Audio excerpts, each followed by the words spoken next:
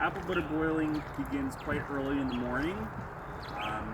We'll start the fire, get a good bed of coals going, and start with, depending on the amount of apples that we're boiling, anywhere from 3 inches of water to 5, getting it up to a good rolling boil. And we'll introduce apples. Typically we have a colander at a time, slowly over about a period of an hour to 2 hours, depending on how many apples we're doing.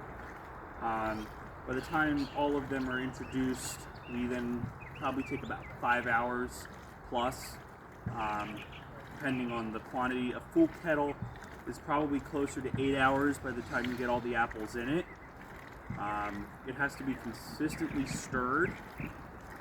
This paddle and this particular kettle were inherited from Harriet Chapel, whose apple butter recipe this is. The kettle comfortably holds about 8 bushels of apples, though you could do more, but otherwise you're spilling over. The whole process takes about 13 hours. The last hour is when we'll introduce sugar, both brown and white sugar, and cinnamon into the mixture. Cinnamon in the last 15 minutes. And then we can it here at the kettle to keep it boiling as it goes into the jars.